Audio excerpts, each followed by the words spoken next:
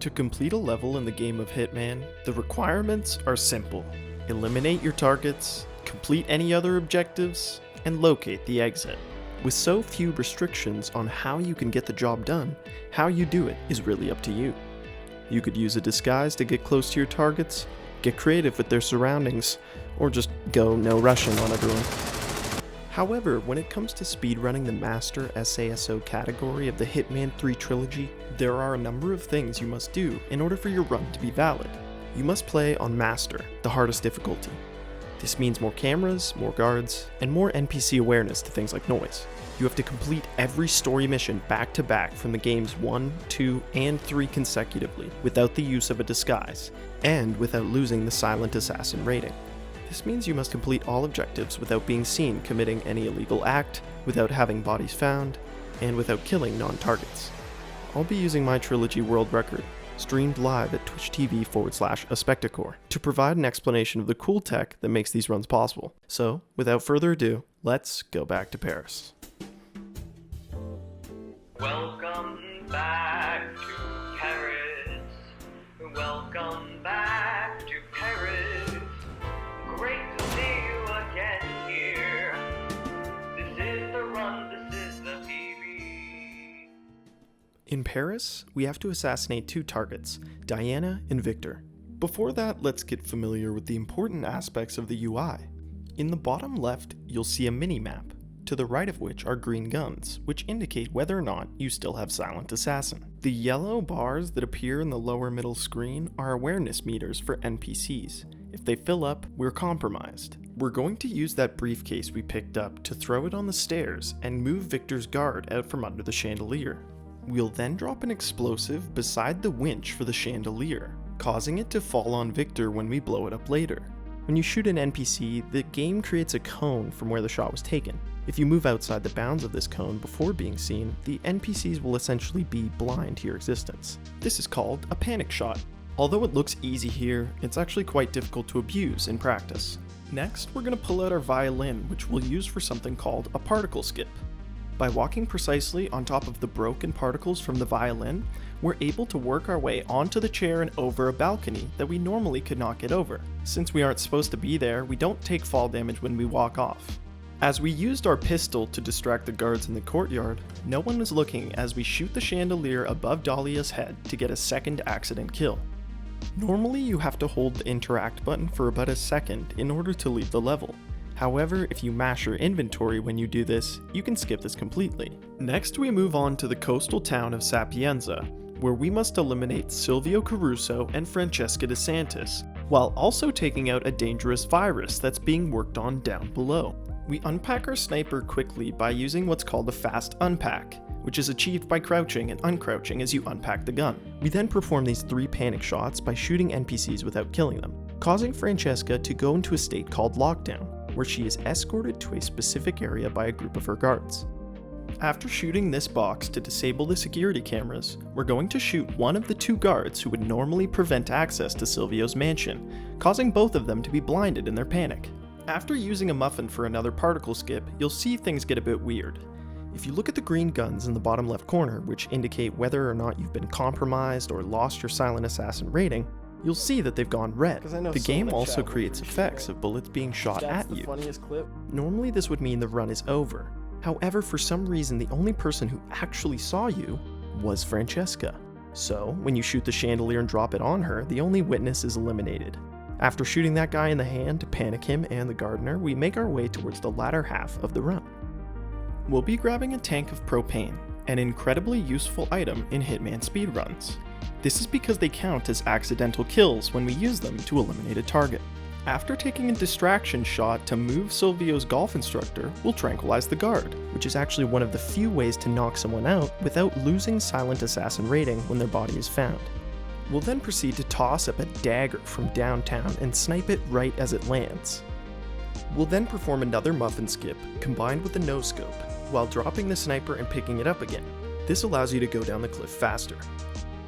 After walking along this section of invisible floor, we're able to snipe the virus and make our way to the seaplane for our escape, completing the entire level in under a minute and a half.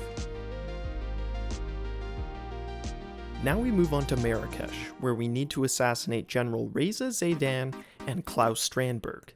After mashing our keyboard to immediately skip the cutscene, we'll run over and tranquilize this NPC, causing these guards to focus on him while we take out our sniper and snipe a propane tank twice to take out General Zaydan.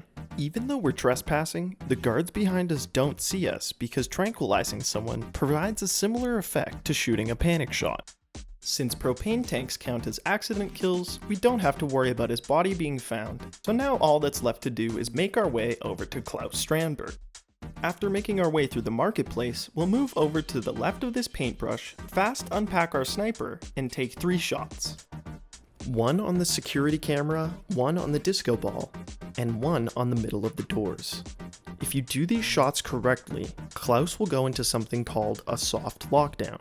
This occurs when a target is panicked indirectly by the panic of another NPC, causing them to go off and hide on their own. This means that none of his guards will be with him, and hopefully, none of the other NPCs will find him. After taking him out, we simply drop our sniper and navigate to the exit to cross the 3rd mission off of our list. The 4th level of the run takes us to Bangkok, which is a good opportunity to explain why runners wait through cutscenes. As soon as the cutscene starts, the targets and other NPCs will begin their predetermined actions. So, if we need a target to be in a specific spot, we can wait through the cutscene for them to move there, instead of waiting after we have started the timer. Since the speedrun is recorded in the in-game time only, this will save you time. So in this level, we must assassinate Jordan Cross and Ken the Brick Morgan. Once we've waited for the whole cutscene to play out, we're going to use our pistol to distract this guard, so we can take out our sniper, carefully positioning ourselves right behind this pole, in order to avoid being spotted by anybody on the level above. After Jordan turns around, we're going to shoot twice here and twice here, causing Jordan to go into a soft lockdown. This means that he won't be discovered after we kill him.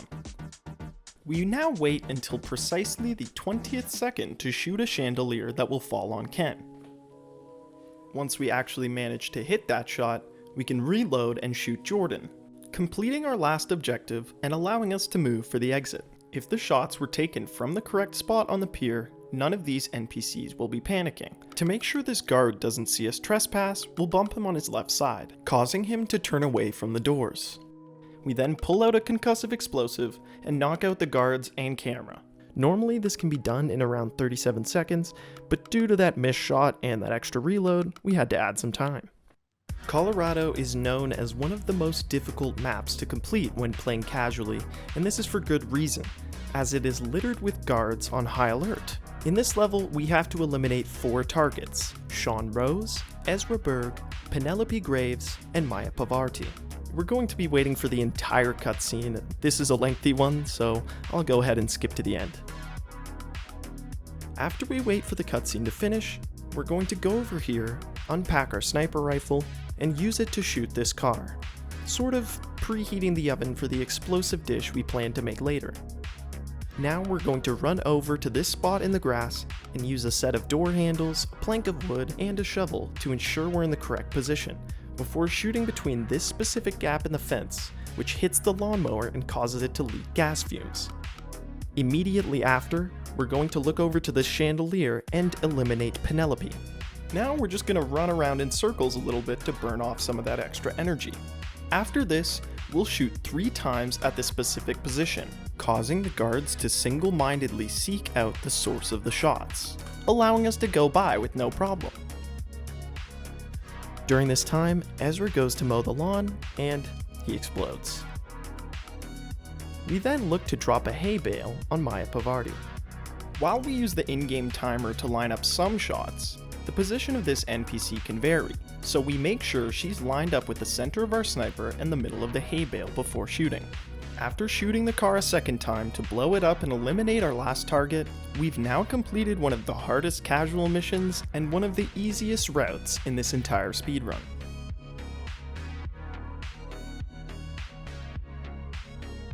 The final mission of Season 1 is Hokkaido, Japan, where we must eliminate Eric Soders on the operating table, and Yuki Yamazaki, who patrols around the property. We'll begin by heading over to Eric Soders, who's in the operating room. As you can see, I move slightly to the right before I take out the explosive golf ball out of my inventory. This is because without doing that, 47's running animation will stutter, causing you to lose time. After throwing the explosive golf ball at the window, which causes Eric to receive just enough damage to die on the operating table, we'll make our way down towards Yuki Yamazaki. Once again using the no stutter inventory method to smoothly pull out our magnesium powder. Although I've just mentioned this technique, you'll see that we attempt to implement it every single time we access our inventory. We'll now throw the magnesium powder as soon as Yuki opens the door, momentarily blinding everyone and allowing us to shoot Yuki before making our escape. And with that, we've completed every mission from Hitman 1, and we move on to begin Hitman 2 in Hawke's Bay, New Zealand. Although you spend the majority of this level just running in straight lines, there are a few parts of this run that take a lot of skill and practice. After collecting the USB dongle and accessing the computer, we're going to move out of cover and take out our tranquilizer.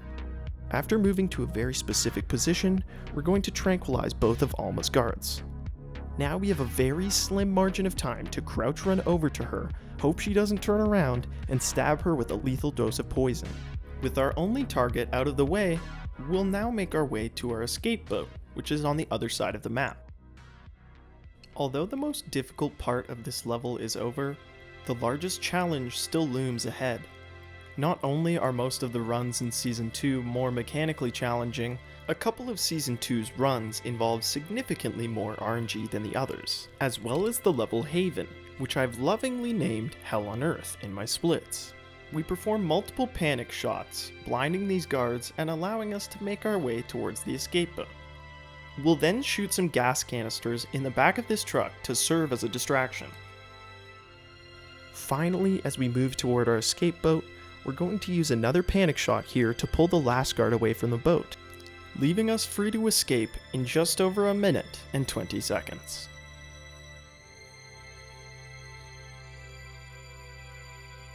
After receiving the only good reason one could have for going to Florida, contractual obligation, 47 heads to Miami to eliminate Robert and Sierra Knox at the Global Innovation Race. By waiting out what feels like a feature-length film in the cutscenes, we can have Sierra in the perfect position on the track when we begin. After we shoot this woman with a Seeker, a gun that makes her sick so nearby NPCs are distracted, we go back to pick up the briefcase we accidentally dropped and head over to the fence to scope out the raceway. By shooting in a spot where that wall has no collision, we can easily take out Sierra. After this, we rapidly reposition to shoot some distraction shots. These stop the guards behind Robert from walking with him. With Robert all on his lonesome, we take this shot to get his attention, wait for him to walk in front of the window, and take him out with a well-timed headshot. By immediately dropping the sniper, we avoid the reload animation, which slows us down, allowing us to do the most intelligent thing one can when in Miami, which is to get out of Florida as quickly as possible.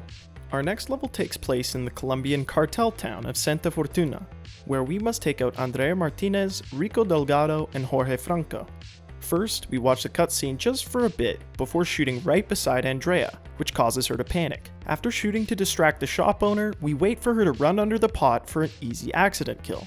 Now we're gonna hoof it over to Rico's compound, making sure to take out the security camera so we don't get spotted. With the easy part out of the way, we're ready to take out Jorge and Rico. Once we've infiltrated the compound, we're going to shoot a distraction shot on the wall, a panic shot on his guards here, and a headshot, which will cause him to collapse out of view of his guards. Once Rico has been killed, we need to move towards Jorge as fast as possible, as Rico's body will eventually be discovered by his guards. We're now going to take out a security camera, distract the guards with a shot in the bush, and leave an explosive parting gift on our way out the gate. Now, do you remember those 3 shots it took to get past the last 2 guards in Colorado? We're going to perform the same mechanic here, taking 3 shots on the wall to get us past these 2 guards. Now that we made it past those guards, we're going to use a couple of distraction shots to misdirect the attention of this guard and the other workers. We're then going to pull out our Seeker once we get into the next bush, and we're going to shoot this guard. This will cause him to allocate a porta potty for him to throw up in, and immediately claim it as his even before he gets there, We're then going to trigger the explosive to set the guards in Rico's compound on a wild goose chase, hopefully stopping them from finding his body. Since we tranquilized the other guard so that he would reserve the other porta potty, we can shoot Jorge so that he goes to the one to our right. After shooting Jorge with the Seeker, we'll move out of the way and painstakingly wait for an old man to walk over to the bushes. After he's in the bushes, we hit him with a headshot, and use 3 more shots to panic this NPC, allowing us to get to the exit.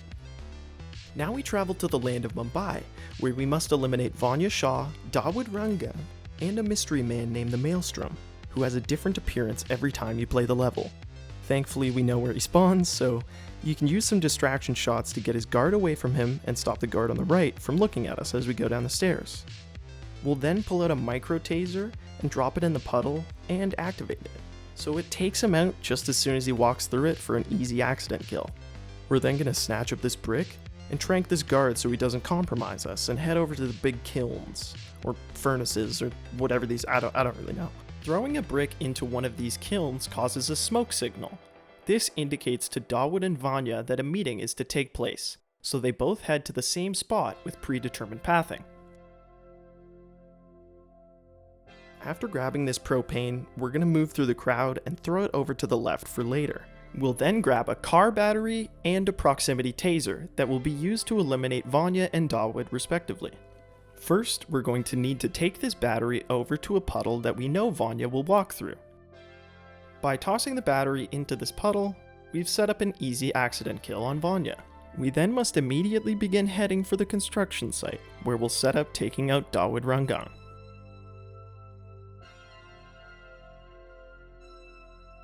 After we picked up the propane again on the way, we're going to use our last trank dart to knock out this worker so we don't get caught trespassing. After sneaking very carefully past this guard on the right, who is the most situationally aware human in the entirety of history, we're going to throw this propane tank into this little corner and set down the proximity taser. With the propane tank leaking and the taser primed to engage, Dawood has an explosive surprise waiting for him. All we have to do now is wait for everyone to get to their marks, wait for the show to begin, and sprint away to a hasty exit. And we're gone. And we're gone. No, there's no Aspecticor conspiracy. It's all in your heads, chat. Man, Dawood got smoked there. I don't know why, but Dawood got... We now transition from the busy streets of Mumbai to the quiet, laid-back suburb of Whittleton Creek, Vermont. Here, we must eliminate Nolan Cassidy and geriatric war criminal, Janus. An additional complication is that we must also pick up 3 pieces of intel.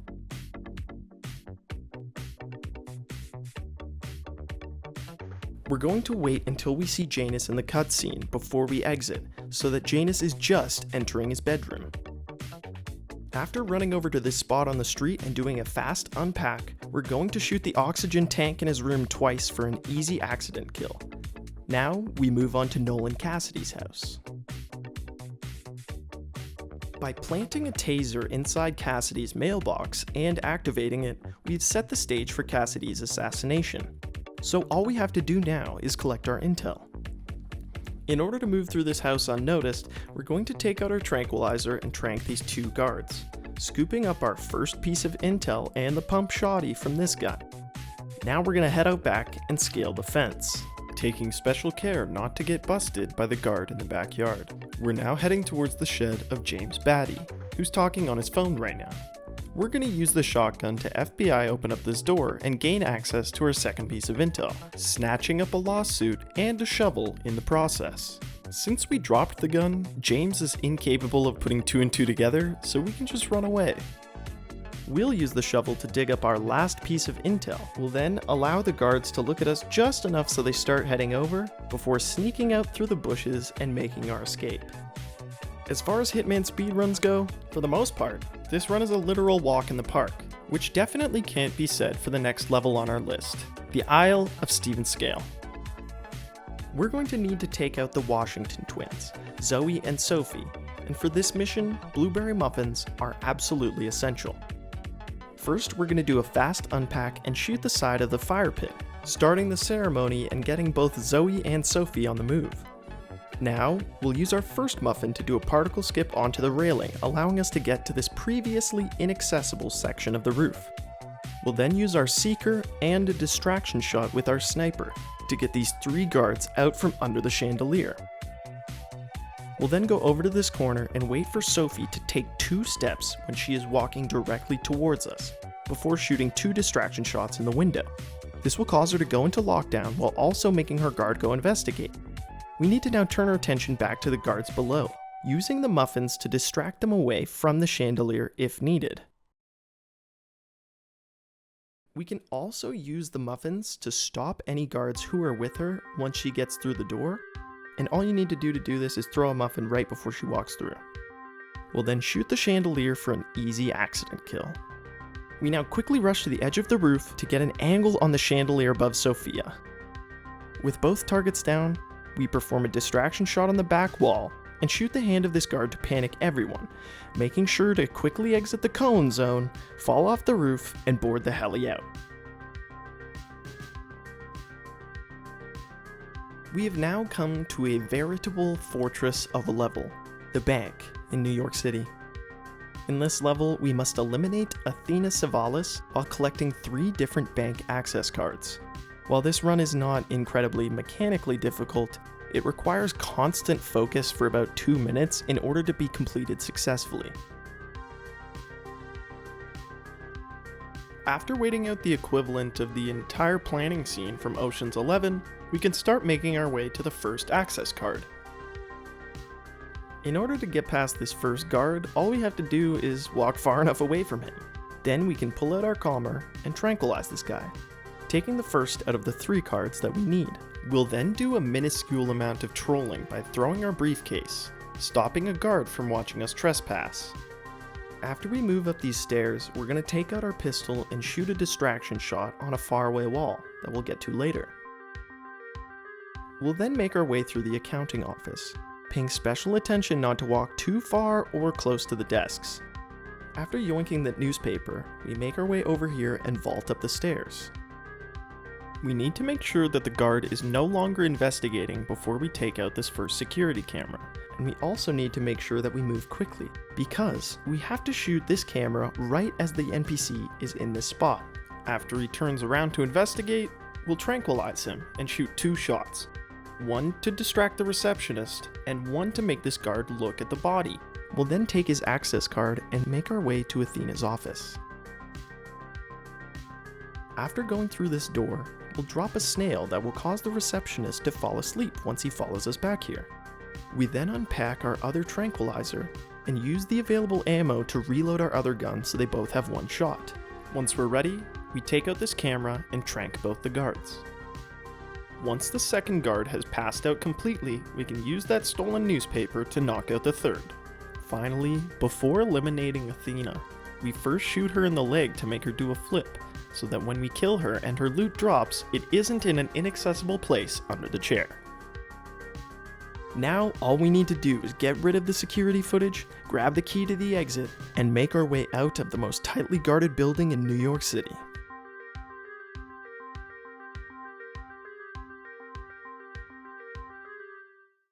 Although that level is a lengthy and stressful one to complete, it fails to compare to the nightmare that is the level Haven. While the strategy to take out targets in Haven is not difficult, the walls in this map have a tendency to fall in and out of existence. Combine this with the weird briefcase throw at the end that sometimes doesn't work, and you've got a run that's almost too easy to hate. 47 has been sent to Paradise to take out 3 different targets: Stephen Bradley, Ludmilla Vitrova, and Tyson Williams. After lounging at the pool for some good vibes, we'll get up and immediately start heading over to the gym where Stephen is. We'll shoot this pillow to distract a guard for later, and make our way into the gym. We take another distraction shot in order to make sure our next act goes unseen, and simply poison Steven while he's chasing Gaines. After reducing 4chan's user count by 1, we head out to a wall beside that guard we distracted before. We're going to line up very specifically here to avoid our chances of getting seen through the wall. Then, we need to unpack our sniper and take 2 shots at this spot with very specific timings, about 12 seconds apart. This will cause Tyson to head to his lockdown spot while his guards stay behind to investigate. Once that's completed, we're going to pack up our sniper and sneak by this guard, heading to one of the most finicky parts of the level. What we need to do here is throw our briefcase in a way that causes Ludmilla to decide to go and get it. This is unfortunately much more easily said than done. I spent a ton of time experimenting with this and trying to figure out what consistently made it happen, but the best I could figure out was that it has to be kinda close to her. Like a lot of spots in the speedrun, consistency won't just come with trying to be at the right place and the right time. At the end of the day, a lot of these strats do just come down to feel. After praying that Ludmilla has taken the bait, we shoot a distraction shot to make Tyson stand up so we can take him out with a headshot. Now that he is out of the picture, we head to the far side of the map, waiting for Ludmilla to get into the water, knocking her over with the sniper for an accidental drowning kill. With that, we've completed the 8th and final level of Season 2, leaving only 6 in the 3rd season to stand between us and a world record.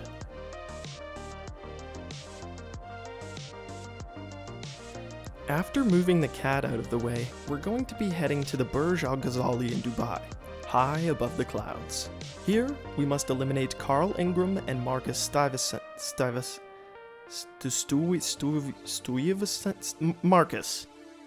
We immediately skip the cutscene and head up the stairs, beelining it over to a pipe that we can crawl up to get closer to Marcus. Once we get to the top and vault over, we're going to immediately take out Carl with a headshot and pull out our magnesium powder.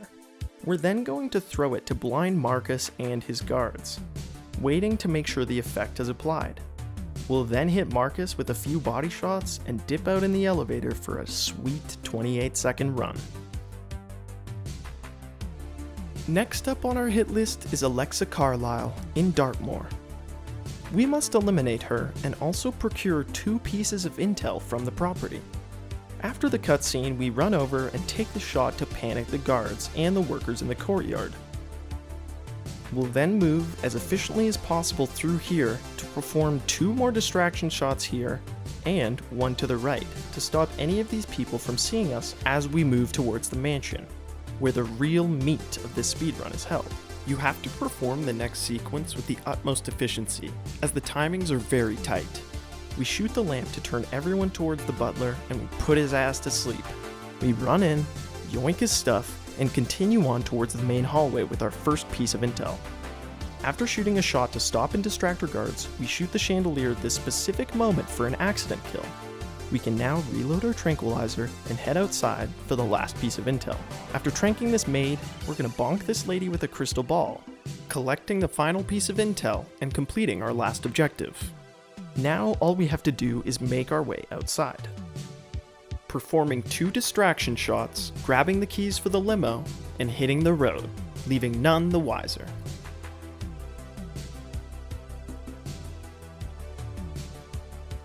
The 3rd mission of Hitman 3 takes us to Berlin, where we must take out at least 5 assassins sent after us by the ICA. We'll wait for most of the cutscene before exiting, wrapping around to the back of this building so that we can go pick up our sniper that we stashed. After making our way up the stairs, we need to be very careful when performing this ledge grab, as even a minuscule deviation to the left will cause you to hang off of the ledge and kill your run. We're now going to head to the rooftops and begin picking up our targets.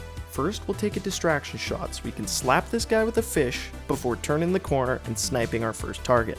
Then, we'll grab some propane. This is to knock this guy out before we shoot a big bag of bricks onto our second mark. We wait until he's under the bag, shoot the bricks, and traverse onwards, taking out our 3rd target with a simple headshot before moving down the ladder.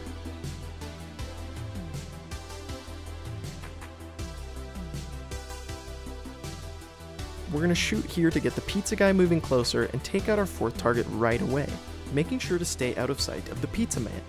We're going to drop down, pull out our crystal ball so we can knock him out and steal his moped keys. Some of you may not have noticed, but every level up until this point was completed with no resets or major mistakes. This is a trend that ends right now. For some reason, I decided to run further away from the moped than I used to. This caused the body at the end to get discovered, and I lost Silent Assassin rating with 1 minute and 10 seconds left, eating up every single second of time save that I had accrued until that point. And although I'd been in the position before, it still crushed me. I was almost ready to throw in the towel. However, with the encouragement of my chat, I elected to press on, if only to just beat my personal best. So I did literally the exact same thing, except I didn't walk too far before shooting the last guy, and it worked. A bittersweet success to be sure, but at least the run continued. With only 3 levels left, we arrived at the one that had given me trouble many times, Chongqing. In this mission, we have to take out a mad scientist type named Hush and a creepy cyborg lady named Imogen. We start on the balcony and immediately perform a fast unpack, taking out our sniper to shoot a drone that causes both targets to start moving to a specific place. We're going to take a shot that serves 2 purposes. One is that it causes Hush to run out to the balcony in a panic, and the other is that it causes a scientist from the right side of the room to investigate. After killing Hush as he runs away, we're going to shoot the wall 3 times after the guard has walked by the lab geek. This causes the scientist to run to the left in the vast majority of cases, preventing him from finding Hush's body. Now we move our attention to Imogen, shooting 2 shots in this window at a very precise time to distract the guards walking behind her. We then move into position on the far side of the balcony, shooting Imogen in a place where she will stay out of sight until we leave. After attempting a muffin skip that would allow me to get on top of that railing and go down very quickly, I resigned myself to tranquilizing one of the guards, dropping the tranq gun, and sliding down the pole instead.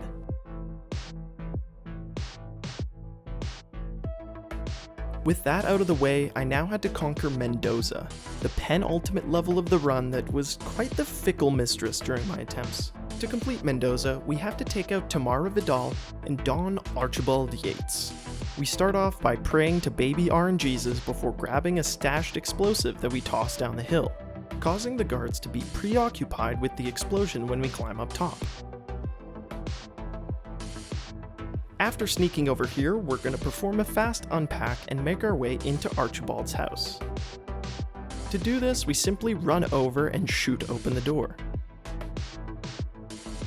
After this, we're going to set out a coin for Dawn to discover, because when you put coins out in Hitman, NPCs can almost never resist going to pick them up. With that all taken care of, we head upstairs, placing the explosive down right here as we go to take out Tamara. We use these shots to lock down Tamara and panic NPCs away from the car. Immediately after, we turn around, shooting the explosive and taking out Dawn with the chandelier. Without a beat of pause, we run over to grab Dawn's keys and run out to the balcony, taking 2 shots on the cars to blow it up right as Tamara runs by. With the hard part out of the way, all we have to do is shoot to panic these NPCs and make our way to Dawn's sports car to secure our exit. With that flawless performance on Chongqing and Mendoza, there was only one level standing in the way of the world record: Romania. I'm performing the fast variation, meaning that if I want to make it to the end without getting caught, my movement would have to be flawless. With Atrioc frogs blowing up my chat, I steadied myself and prepared for what I thought would be an inevitable loss. With no loadout and no clothes in the freezing blizzard, we decide to run inside to warm up and grab a gun that we'll use to get past guards. The first will be panicked by hearing the bullet impacts after we open the door, so we can just run out the window once he turns to look at his friends. Once we're here, we can run along the top of the train towards our first major set of hurdles.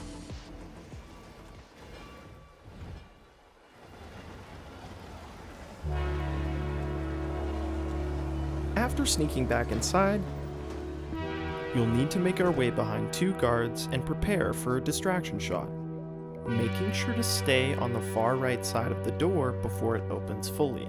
After this, we close the door behind us and shoot panic shots along this wall. As long as we stay out of sight for a few seconds, we're free to run past all these panicked guards. It's essential that we close the door behind us right there, and that we shoot a good number of shots into this guy's thigh so that he doesn't get back up right away. We'll run past these guards to go grab some more ammo in this container before performing a similar panic shot on this guy outside. We then grab the most important item of the run, the fuse, and a screwdriver for a distraction later. After climbing the container, We wait out our window of opportunity to drop down and install the fuse, blinding the guards. If you don't take the fuse out as soon as possible, it'll burn out faster than the gifted kid when they get to college. If that happens, the run's over. Now we arrive at the second largest challenge on train, the icicle/screwdriver skip. By throwing either of these at a specific rung of the ladder and waiting just long enough, you can evade these two guards, grabbing a crowbar for later. We'll then do another rinse and repeat of the earlier fuse section before heading to the last challenge of the run. In order for this last section to be possible, we need to be stepping off of this tank at 2:09 at the latest. We'll then close the door on our left to keep an NPC from spotting us before sneaking down the hallway and knocking out this guard. We then need to dispose of his body, and we're gonna run over to the window and perform a set of precise shots that will panic every NPC ahead of us, making sure to run quickly out of the cone before being spotted. Now, the hard part is over, and I simply leave you with my reaction. Oh my god, don't get in my way. What a way to lose the record. Potentially, because of that person. I mean, I still don't think I would ever save time on their train. Razlu's train was very good, but I think they were already done by now, so. GG's to Razlu for putting up a still great record. And thank you so much, chat. 252, I don't think that's it, chat.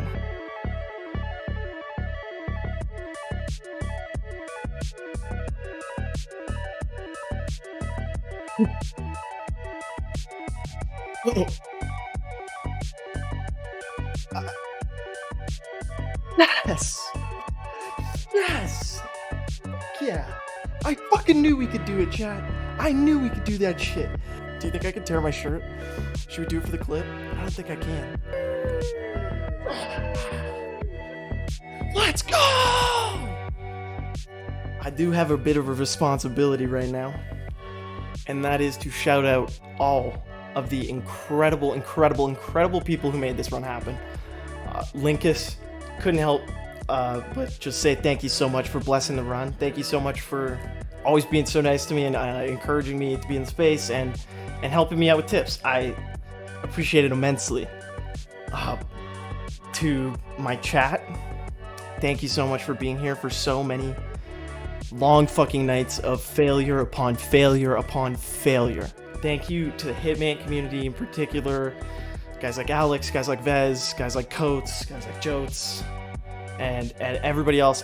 My brain's blanking, I won't remember them all, but there's an unbelievable number of people in this community who help other people with runs purely because they love the game.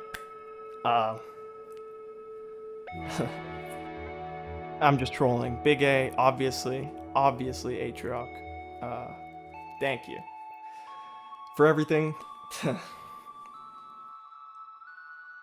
Thank you. We fucking did it, chat. Oh.